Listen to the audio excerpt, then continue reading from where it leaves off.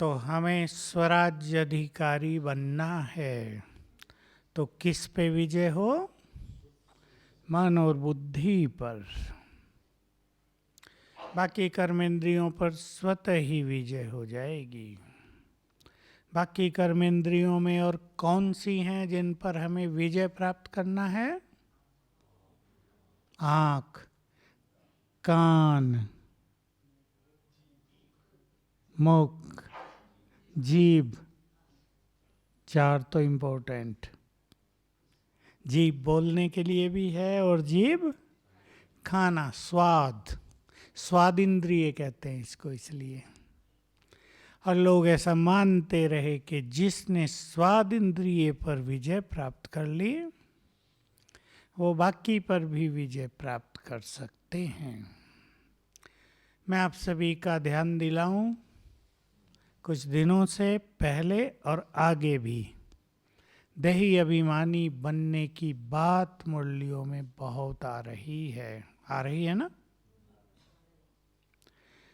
देही अभिमानी अनेक समस्याओं से मुक्त होने का आधार है। देही अभिमानी व्यर्थ संकल्पों से भी मुक्त करा देता है। पीछे गुह्य बात आ गई है 2-3 दिन पहले ही। पुरानी दुनिया से स्वतः ही लगाव खत्म होगा और नई दुनिया से लगाव होता जाएगा। बहुत ही गहरी बात है। जैसे ब्रह्मा बाबा को नई दुनिया का सीन सामने रहता था, हम भी इस पे ध्यान दें। जो कुछ हमें प्राप्त करना है वो भी हमारी स्मृतियों में रहे। मन बुद्धि पर हमें विजयी होना है। संसार में सबसे कठिन काम माना जाता है मन को जीतना, मन को सही दिशा देना, मन जो नेगेटिव हो रहा है उसको पॉजिटिव करना। आज संसार में जहाँ भी दुख है, अशांति है, कोई लोग परेशान हैं या चिंताओं में बहुत हैं, उसका कारण बोलो? मन इतना नेगेटिव हो जाता है कि उसे कंट्रोल ही नहीं किया जा सकता है। बुद्धि मन को कंट्रोल करेगी। और बुद्धि में हमें क्या भरना है? सद्ज्ञान, पावरफुल ज्ञान। ज्ञान भी शक्तिशाली ज्ञान। ज्ञान के कई स्वरूप हैं। ज्ञान लाइट भी है जो हमें रास्ता दिखाता है, तो ज्ञान माइट भी है जो हमें शक्तिशाली बनाता है। तो ये ज्ञान हमारी विजडम भी है जो हमें दिव्य विवेक प्रदान करता है। ये हमें राह भी दिखाता है। ज्ञान से, बुद्धि से ही हम जानते हैं ना, ये करें ये नहीं करें। बुद्धि में ही तो हमने ज्ञान भरा है, उसको धारण किया है। तो बुद्धि के ज्ञान और उसकी शक्ति द्वारा हमें मन को कंट्रोल करना है। बाबा ने बहुत अच्छी बात कही उस दिन। सुख पवित्र आत्मा के दृष्टि, वृत्ति, कृति। कृति क्या? सुख देना, सुख लेना। अब माताएं अपना ज्ञान छलकाओ जरा। दृष्टि क्या? सिंपल पूछा मैंने। बहनें बताएं दृष्टि कैसी होगी? आत्मिक दृष्टि। और वृत्ति पीछे वाले भाई बोले शुभ भावनाओं से, श्रेष्ठ कामनाओं से भरी हुई। कभी बाबा कहा करते थे शुरू में, जब तुम्हारे अंदर संसार की हर आत्मा के लिए शुभ भावनाएं हो जाएंगी तब विनाश होगा। ऐसी वैसी भावना लगी रहती हैं जीवन में। किसी के प्रति कैसी भावना, किसी के प्रति कैसी भावना। तो बाबा ने विशेष किस पर बोला था? सुख, सुख लेना है और देना है। कई लोग अपनी सेवाओं से भी सुख लेते हैं, कई लोग अपने संबंधों से भी सुख लेते हैं, कई लोग अपने धन से भी सुख लेते हैं। मन भी सुखों का आधार बनता है। मुरली का सुख, अमृत वेले का सुख, वो तो अनुपम है ही। कई लोग अपने धन से भी सुख नहीं लेते न देते। देखे ऐसे लोग माताओं से पूछ रहे हैं, ऐसे लोग देखे आपने? जो पैसा तो है लेकिन सुख लेते देते नहीं, देखे? भाइयों ने तो देखे होंगे। दुख लेना और दुख देना, बहुत आत्माओं का ध्यान इस पर तो रहा है कि हमें किसी को दुख नहीं देना है। ध्यान रखते ही हैं और बहुत आत्माएं इसमें सफल हैं। वे मुख से कड़वे वचन न निकले, कोई ऐसा व्यवहार हम दूसरों से न करें, कोई कर्म ऐसा न करें जो अनेक आत्माएं दुखी हो जाएं। लेकिन दुख लेना नहीं है, ये बहुतों से आता नहीं है। उसका ही बाबा थोड़ा विस्तार कर रहे थे। कोई व्यक्ति हमें अनादर सूचक शब्द बोलता है, अपमान करता है। क्या कहा बाबा ने? कैसी चीज है ये, अच्छी या बुरी? तो ये खराब चीज है, ये बुरी चीज है, इसको लेना चाहिए? वैसे भी नहीं लेना चाहिए। और ये भी है कि जब हम कोई चीज नहीं लेते किसी की तो वो उसके पास रह जाती है, तो हम स्वीकार कर लेते हैं, इसने मेरा अपमान किया, हमने ले लिया। ये कहे ना कि इसने मेरा अपमान किया, हमने ले लिया, बुरी चीज को अपने अंदर ले ली, स्वीकार कर लिया। दुख शुरू हुआ, चिंतन बदला, दृष्टिकोण बदला, भावनाएं बदली, तुरंत बदल जाती हैं। हम उसको अपना मित्र नहीं समझेंगे। इसने 4 लोगों के बीच में हमारी इंसल्ट कर दी, ये शत्रु है हमारा, देखेंगे इसे टाइम पे, आने दो जरा मौका, इसको भी तो कभी मौका मिलेगा। तो सब कुछ बदल जाता है। अब इसे चेंज करना हमें। किसी ने अपमान के शब्द बोले, यदि हम बहुत अच्छे स्वमान में रहते हैं तो अपमान फील नहीं होगा। बाबा के शब्द याद करें, जिसके अंदर अभिमान बहुत है उसे ही ज्यादा अपमान फील होता है। छोटी छोटी बातों में भी होगा। घरों में हम देखते थे, गांव में बड़े व्यक्तियों को जरा ऊपर की तरफ बैठाना होता है ना, खाट पे सिराने की तरफ। अभी कोई बच्चा बैठा है, वो खड़ा नहीं हुआ तो बड़े को गुस्सा आएगा, अपमान फील करेगा। देखो छोटी सी बात थी, वो प्यार से उसे कह भी सकता है, बेटा इधर को बैठ जाओ। हो सकता है बच्चे को इतना आता ना हो ज़्यादा, तो जिसमें देह अभिमान ज़्यादा है उसको अपमान की फीलिंग हर जगह होगी। इसने मुझे पूछा नहीं, इसने मेरी सुनी नहीं, इसने मेरी राय नहीं ली, राय ली तो इसने मेरी राय मानी नहीं।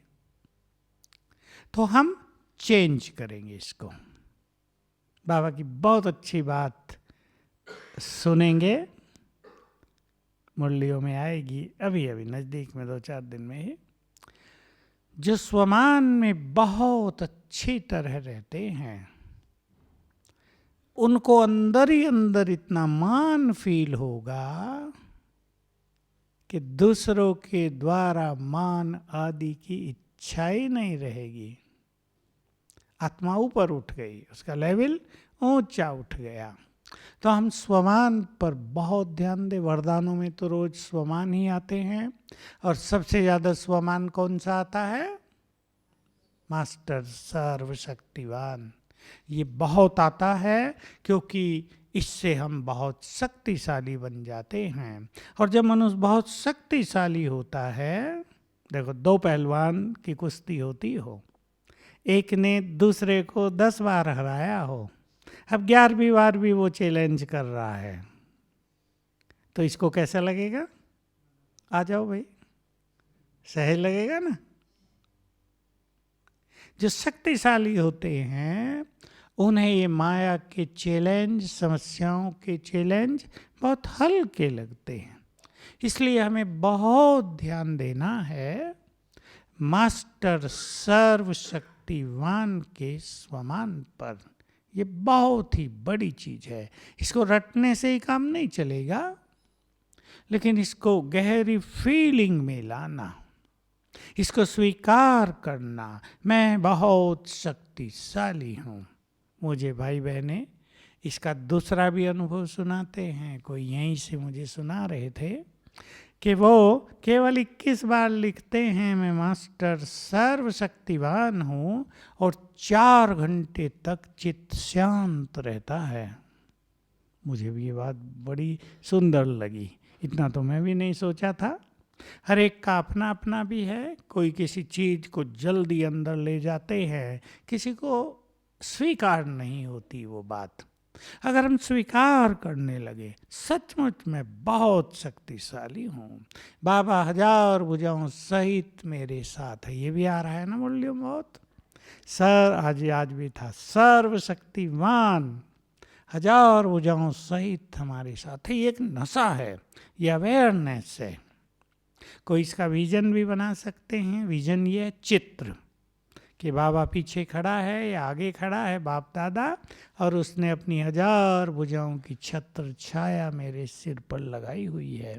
लेकिन इसका नशा रहने लगे हमें कि हम अकेले नहीं हैं, हम सर्वशक्तिवान की संतान, वो हमारा साथी है, तो हम बहुत शक्तिशाली हो गए। जैसे हमें किसी भयानक जंगल से गुजरना पड़ रहा हो, लेकिन हमारे साथ 8 बॉडीगार्ड हों बहुत पावरफुल, चाहे कितने भी शेर आ जाएं उनके आगे चलेगी नहीं शेरों की, तो मनुष्य निर्भय होके जंगल में जाएगा ना। ये केवल मनुष्यों की शक्ति, हथियारों की शक्ति, और हमारे साथ है।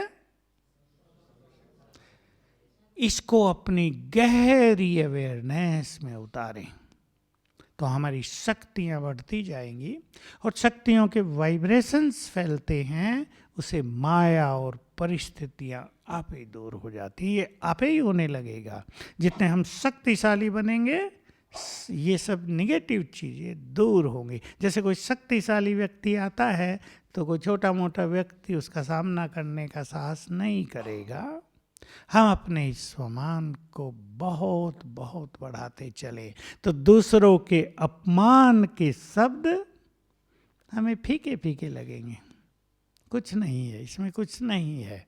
और अगर हम स्वमान में अच्छे नहीं रहते तो वो अंदर जाएंगे, इसने ऐसा क्यों कहा, मेरी इज्जत ले ली, ये 4 लोग क्या कहेंगे, मेरा समाज में इतना मान है, देखा अब ये सब क्या सोचेंगे मेरे बारे में, ऐसी हूँ। तो चिंतन शुरू हो जाता है। तो अपने अच्छे चिंतन से, अपने अच्छे स्वमान से हम दूसरों के अपमान को तत्काल समाप्त करें। 4 लोगों के बीच में उसने हमारी इंसल्ट कर दी और हमारी स्थिति बहुत अच्छी रही, तो वो जो 4 लोग हैं वो ये भी तो देखेंगे, क्या देखा उसने इतना बोला लेकिन ये मुस्कुराते रहे, तो एक पॉजिटिव छाप पड़ेगी। उसको लोग बुरा समझेंगे और हमें बहुत अच्छा समझेंगे। तो अपने चिंतन को चेंज करें। दुख हो रहा है, दुख लेने का संस्कार न हो, दुख तो बढ़ता जाएगा, दिनों दिन बढ़ेगा या घटेगा। क्या शब्द हैं बाबा के, दुखों के पहाड़ गिरेंगे, बहुत भयानक स्थिति हो जाएगी। इसलिए भाई बहनों को, सभी को, लेकिन मैं माताओं को ज़्यादा कहता हूँ हमेशा, माताओं को बुरा तो नहीं लगता, अपने को सेंसिटिव नहीं बनाना है, नाजुक नहीं। बहुत कुछ होने जा रहा है, ये दुनिया खाली होने वाली है, जो आंखों से दिखता है वो नहीं रहेगा। कबीर ने लिखा बहुत अच्छा, राम गयो रावण गयो जाको बहु परिवार। तो ये हमारे बहुत सारे परिवार भी रहेंगे या जाएंगे? बहुत प्रैक्टिकल और खुले पूछता हूं, मैं भाइयों से पूछता हूं, धन संपत्ति जो आपने जमा की है वो जाएगी या रहेगी? बलवान भाई बोलो। ज़्यादा आपने जमा नहीं की, ये तो आपकी अच्छी बात है भाई, ये तो सेवाओं में बहुत लगाते हैं और इनकी स्थिति अलग है, मैं जानता हूँ। लेकिन जो लोग बहुत धन संपत्ति जमा कर रहे हैं, बच्चे खाएंगे, पोतरे खाएंगे। बहुत माताओं को तो पता ही नहीं कि पोतरे नहीं खाएंगे। अब एक माता का आया केस, अपने लड़के को बहुत परेशान कर रही है, शादी करो, ज्ञान में है दोनों, शादी करो, वंश कैसे चलेगा, तुम कहाँ ये चला गया ब्रह्मा कुमारियों में, शादी करनी है तुम्हें। तो धन साथ देगा। अब सब खेल बदलने वाला है तेजी से। मैं बहुत बार कहता आया हूँ, क्लासेज में ओपनली कहता आया हूँ, 2020 बीतते बीतते इस संसार का खेल कुछ और हो जाएगा, यज्ञ का स्वरूप भी कुछ और होगा। ये वर्तमान नहीं रहेगा, न यहाँ गंदगी रहेगी न कमजोरियाँ रहेंगी। ये बनेंगे संसार के महान तीर्थ, जहाँ लाखों लोग रोज आएंगे। सोचते थे ना लोग, बाबा नहीं आ रहा है, लोग आएंगे नहीं, संख्या बढ़ती जा रही, फिर कंट्रोल करना पड़ रहा है। संख्या दिनों दिन बढ़ेगी। छोटी सी बात में एक उदाहरण दूं आपको। नांदेड़ में सिखों का गुरुद्वारा है कोई नांदेड़ के यहाँ? है ना, सोने का चढ़ा दिया है पत्रा बहुत सारा, अच्छा उस पे भी। मैं भी 2-3 बार जा चुका हूँ। मैंने पूछा भाई इस गुरुद्वारे का महत्व क्यों है? यहाँ तो पंजाब भी नहीं है, ये पंजाब से बाहर आपका ये गुरुद्वारा इतना फेमस का सारे संसार से यात्री वहाँ सरदार लोग आते हैं।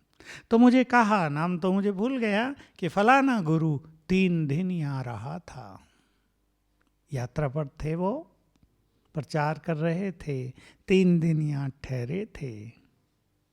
सोच लिया ना आपने भी वही जो मैं सोचा था? मैं सोचा 3 दिन एक अच्छा गुरु, वो तो बहुत अच्छे गुरु थे सिखों के, वो वहाँ रहे तो तीर्थ बन गया उनके लिए वो।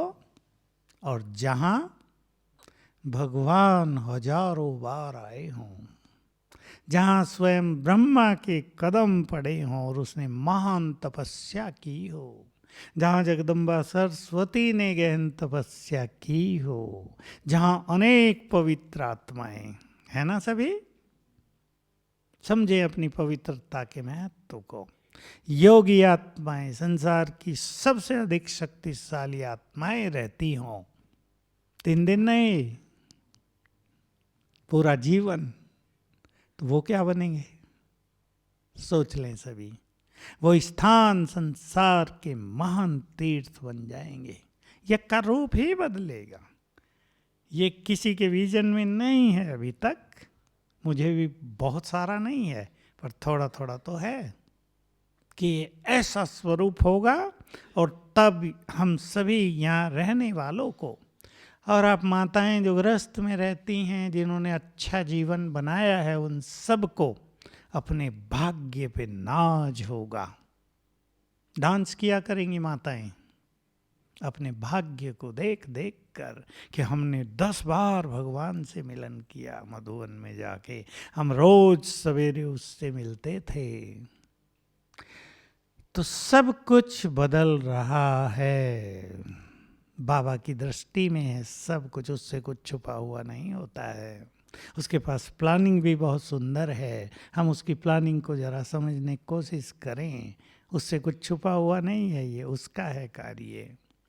तो दुख लेना नहीं है, तैयार करेंगे अपने को, कुछ भी होता है। देखिए ये तो बहुत छोटी बात है ना, किसी ने बुरा बोल दिया, हमें ये कह दिया, हमने 1 मास सेवा की, देखो कईयों के साथ क्या होता है, 1 मास सेवा की यज्ञ में आके जाते हुए किसी ने कह दिया तुम कैसा, तुम काम ही नहीं करती थी, सोती रही हो, बस दुखी होके घर लौट रहे हैं। कितनी छोटी सी बात है, अपने को तो पता है ना हमने खूब सेवा की है, दूसरों से ज़्यादा हमें पता है ना हमने क्या क्या किया। उसकी बात से डिस्टर्ब होके घर जा रहे हैं, सोच रहे हैं अब कभी नहीं आएंगे सेवा करने, हैं तो बड़े खराब लोग हैं। और जो शक्तिशाली आत्माएं हैं वो क्या कहती हैं, ऐसी भी माताएं हैं, तुम कहते रहो हमने खूब सेवा की, हम खूब करेंगे और ज्यादा आया करेंगे। अब कहने वाले जितना ज्यादा कहें, करने वाले उतना ही ज्यादा अच्छा कार्य करें। मुझे एक बहुत अच्छी बात याद आ गई। बहुत पहले की बात है, मेडिटेशन हॉल बना था तो अव्यक्त बाबा मधुबन निवासियों से मिलने के लिए आए थे। वो 2 मिलन ऐसे सुंदर रहे, एक बार केवल भाइयों से मिले, दूसरी बार बहनों से मिले। अभी ओम शांति भवन नहीं बना था, वो एक मिलन ओम शांति भवन का भी है ऐसे, जिसमें बाबा केवल भाइयों से मिले थे। तो एक बहन जब बाबा के पास आई तो बाबा को बोलने ही नहीं दिया, न दृष्टि देने दी। आते ही कहा बाबा सब लोग मुझे बहुत बोलते हैं, मैं बहुत दुखी हूँ। फिर बाबा मुस्कुराए, फिर उसे दृष्टि दी, लेकिन दृष्टि को वो रिसीव नहीं कर रही थी, क्योंकि वो अंदर उसके चल रहा था, ये बहुत बोलते हैं, बीमार रहती है, बहाना करती है, कुछ नहीं है इसको, ऐसे ही सेवा नहीं करना चाहती। बोलते हैं ना ऐसे लोग, माताएं ज़्यादा बोलती हैं भाई लोग। बोलो बोलो फटाफट उत्तर दो, हैं? सेफ्टी कर रहे हैं भाई लोग, पर माताएं कह रही हैं कि माताएं ज़्यादा बोलती हैं। बोलना नहीं चाहिए, बोलने से दूसरों को हर्ट होता है। तो बाबा ने उसे जो सुंदर बात कही थी, मैं जानता हूँ वो उसको तो काम नहीं आई, लेकिन मेरे लिए तो बहुत सुंदर बात रही। बाबा ने 2-3 बातें उसको सुंदर कही। बोलने वालों का काम है बोलना, और तुम्हारा काम है अचल अडोल रहना। एक बात देखो कैसे चेंज किया जाता है नेगेटिव को पॉजिटिव में, भगवान स्वयं सिखाता है। दूसरा कहा, जब बोलने वाले बोलना नहीं छोड़ते तो तुम अपनी स्थिति को क्यों छोड़ती हो। अब बोलने वाले तो बोलते ही रहेंगे, आप परेशान होंगे तो बोलने वालों को उमंग और आएगा, जरा और ज़्यादा बोलते हैं। ये ह्यूमन साइकोलॉजी है ना। ये दोनों बातें बहुत ही सुंदर हैं, ले लें हम अपने अंदर इसको जीवन में। बाबा ने कितनी अच्छी बातें सिखाई। तो इस तरह देखो, बोलने वालों की कमजोरी है बोलना, और इससे हम और शक्तिशाली बन जाएं, अचल अडोल स्थिति बना लें कि हमें अपनी स्थिति को खोना ही नहीं है। इनके बोल के कारण थोड़ा ही हमें अपनी स्थिति बिगाड़नी है। और बाबा ने फिर मुरलियों में कई बार ये सुंदर बातें भी कही। बातें तो आती हैं और जाती हैं, प्रवाह है ना, ड्रामा चल रहा है। तुम इन जाने वाली बातों से अपनी खुशी को क्यों गुम करते हो। बहुत अच्छी अच्छी बातें बाबा ने इन बातों के लिए कही, जिनको हम बहुत वैल्यू दे देते हैं कभी कभी।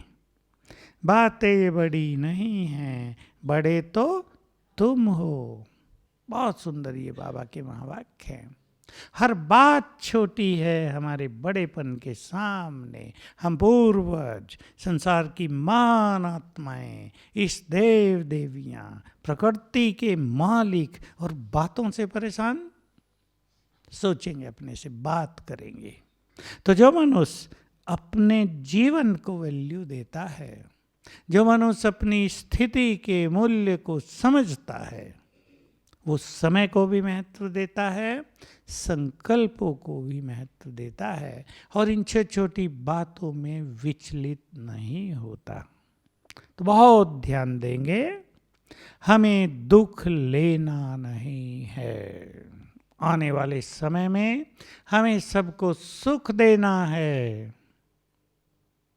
अगर दुख लेने की आदत पड़ जाएगी, छोटी छोटी बातों में दुखी रहने का संस्कार पड़ जाएगा, तो हम दूसरों के दुख निवारण नहीं कर सकेंगे।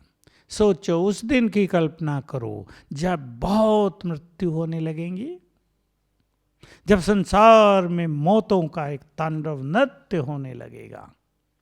मुझे याद है जब हम छोटे थे तो लोग सुनाया करते थे कि चेचक का प्रभाव फैला था, तूफान चला था, गांव के गांव खाली हो जाते थे।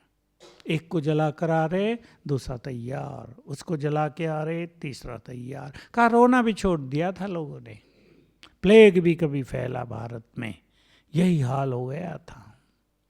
तो जब ऐसी परिस्थिति आएंगी तब हमें वाइब्रेशंस देकर दूसरों को मदद करनी होगी। इसलिए अभी से अपने को हम बहुत स्ट्रांग बनाएं।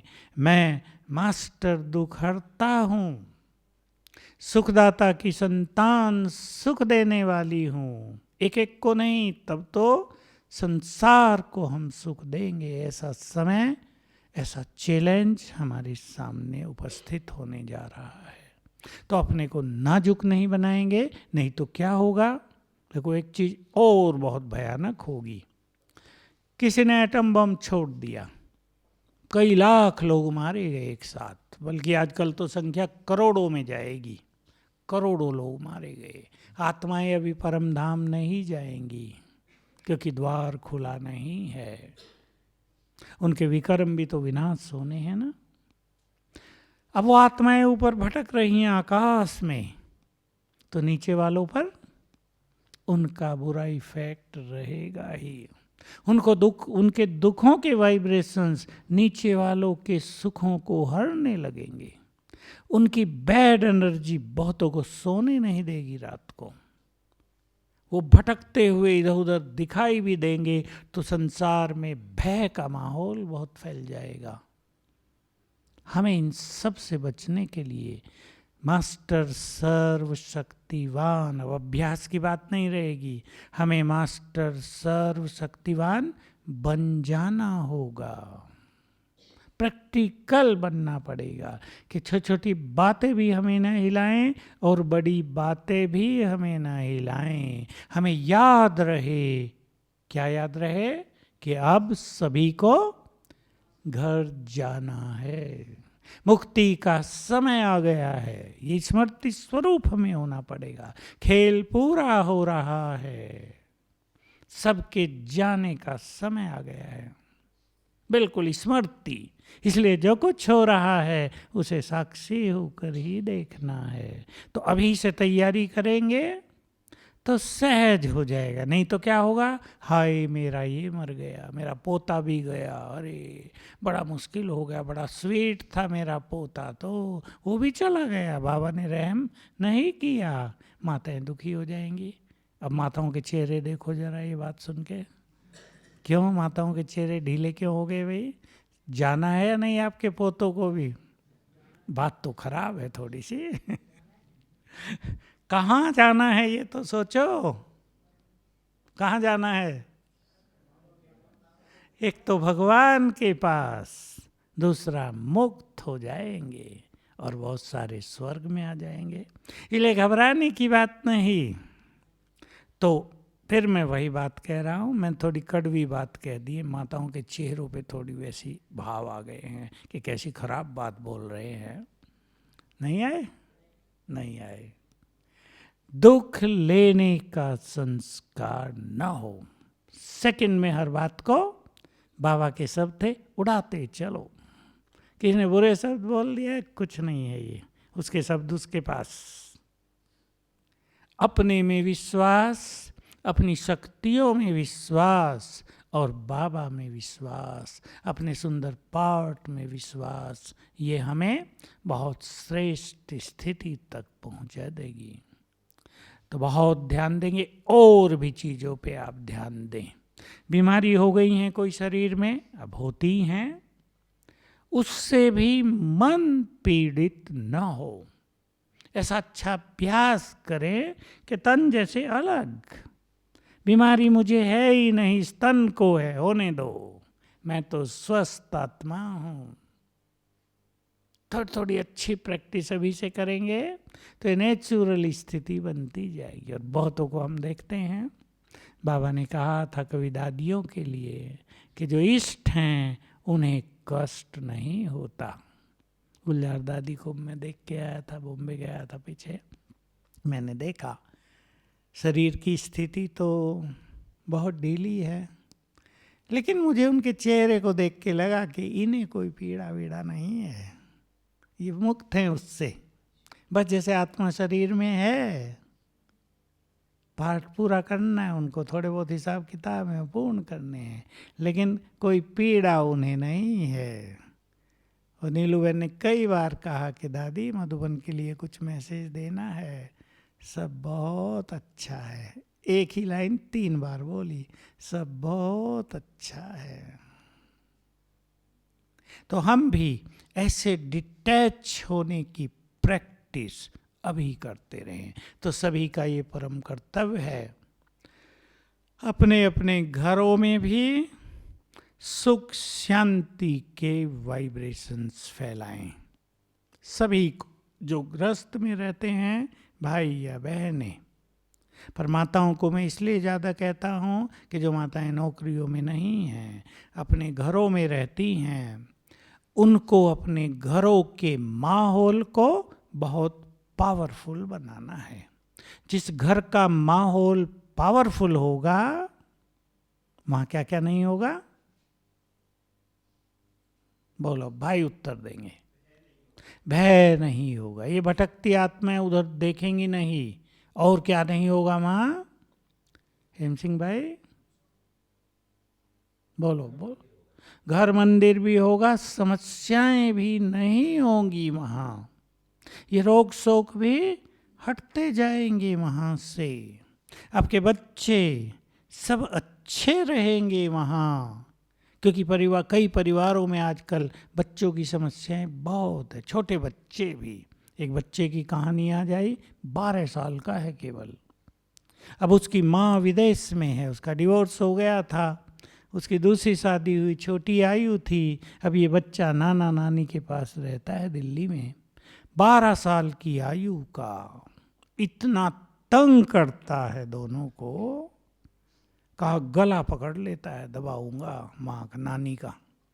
अब बेचारे कहते हैं कहाँ से मुसीबत बिना मतलब की हमारे घर में आ गई, हमारा घर सुख शांति का। तो बच्चों की ये समस्याएं, कई केस आज ही मेरे पास आए, छोटे बच्चे अति तंग कर रहे हैं। एक की और कहानी आई, वो केवल 6 साल का, अति तूफानी, अति मैंने शब्द बोला है, ये भी कम है उसके लिए, कहीं शांति से नहीं बैठता, वो साथियों को मारपीट करता है तो घर में मारपीट करता है, पढ़ाई का तो प्रश्न ही नहीं है, किताबें हैं तो फाड़ के ही फेंकता है फटाफट। अगर घर में बहुत अच्छे वाइब्रेशंस फैलाएंगे तो ये सब चीज़ें स्वतः ही ठीक हो जाएंगी।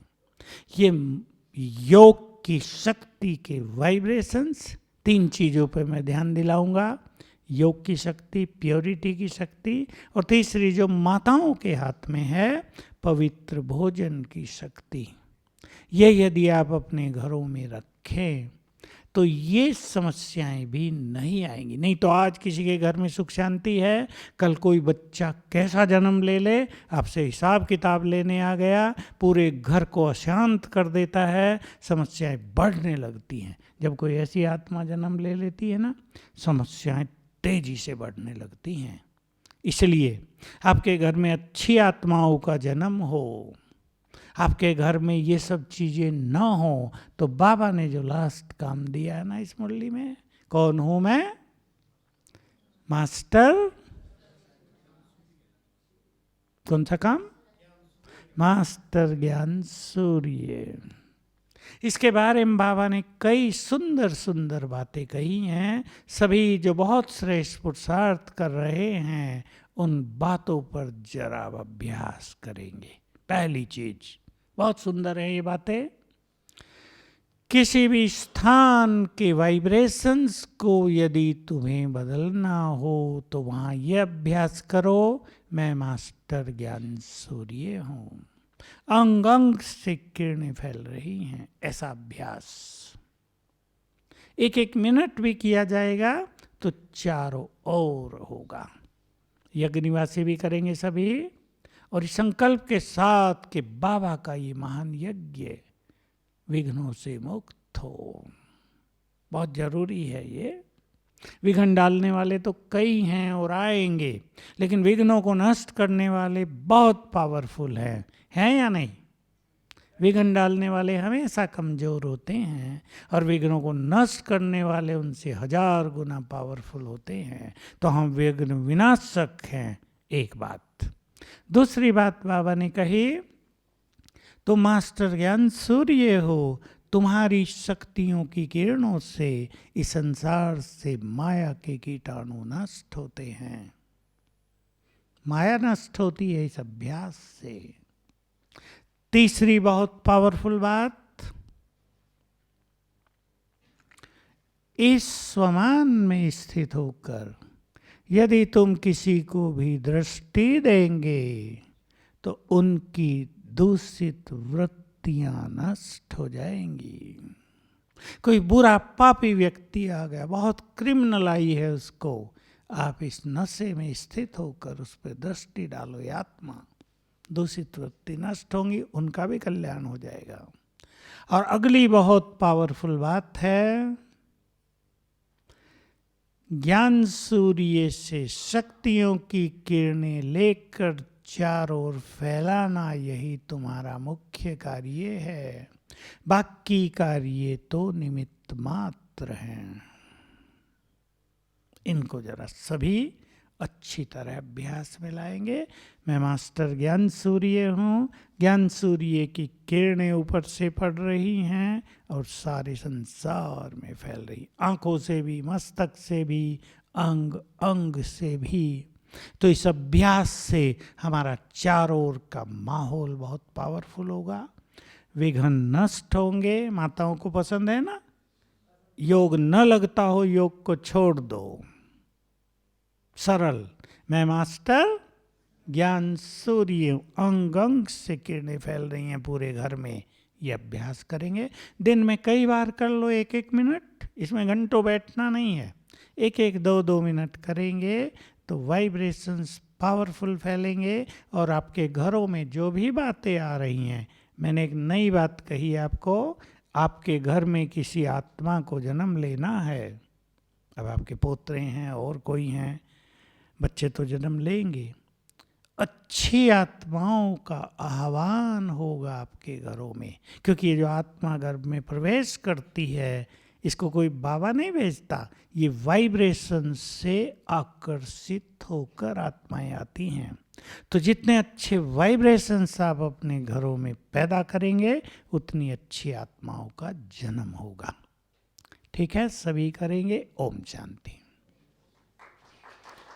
अभी इसी अभ्यास से योग करेंगे। मैं मास्टर ज्ञान सूर्य हूँ और ज्ञान सूर्य की किरणें पड़ रही हैं, चारों ओर फैल रही हैं।